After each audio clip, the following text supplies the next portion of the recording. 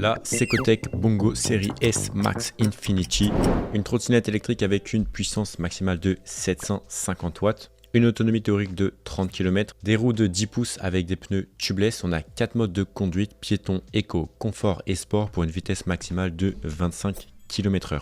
Le deck de la trottinette est en forme de vague, c'est une caractéristique unique qui je trouve est intéressante. On est sur un moteur de 350 watts en nominal qui peut monter jusqu'à 750 watts en pic. On a une batterie de 36 volts 7,8 ampères pour une autonomie théorique de 30 km. En conditions réelles et avec une masse de 80 kg, on sera plutôt aux alentours des 15 km. La trottinette est légère, elle pèse 15,5 kg et la charge maximale autorisée est de 100 kg. Comme d'habitude, vous trouverez le lien de la trottinette dans la description de cette vidéo ainsi que des alternatives dans cette tranche de prix. Et n'hésitez pas à télécharger la liste des meilleures trottinettes électriques du marché ainsi que la liste de tous les codes promo. Les liens sont en description de cette vidéo. On a un frein à disque mécanique à l'avant avec un disque de 120 mm et un frein électromagnétique à l'arrière. On a un régulateur de vitesse, fonctionnalité que je trouve intéressante et que j'apprécie énormément. On a bien sûr un phare à l'avant, un feu stop à l'arrière. Et c'est une trottinette que je trouve intéressante pour les personnes qui sont plutôt petites. Petit gabarit, petite masse, c'est pas une trottinette faite pour les gros colosses de 150 kg. C'est plutôt une trottinette, on va dire, presque pour les enfants.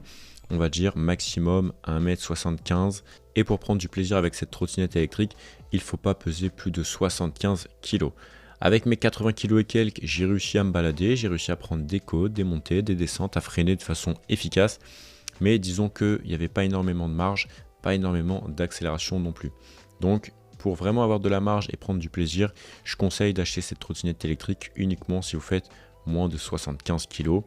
Après, si vraiment elle vous plaît et vous faites 80 kg, ça va. Bon, après, si vous faites 90 kg ou plus, oubliez cette trottinette électrique et achetez complètement une autre trottinette électrique. Je pense par exemple à la OOTD S10.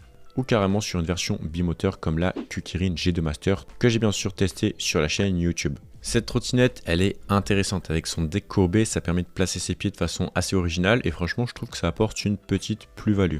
Malheureusement, elle a quand même des défauts. D'abord, le port de charge, il est interne, c'est-à-dire que vous devez soulever le deck pour la charger. Pas vraiment pratique, pas vraiment très intéressant selon moi, je comprends pas trop ce choix et je trouve que c'est un inconvénient. En plus au niveau de la puissance, on est sur une trottinette vraiment basique. On n'a pas énormément de puissance et pas énormément de batterie. C'est vraiment une trottinette qui se destine aux petits gabarits. Vous trouverez le lien en description de cette vidéo si elle vous intéresse et n'hésitez pas à télécharger la liste des meilleurs codes promo et des meilleures trottinettes électriques du moment. Like et abonne-toi si ça t'a plu.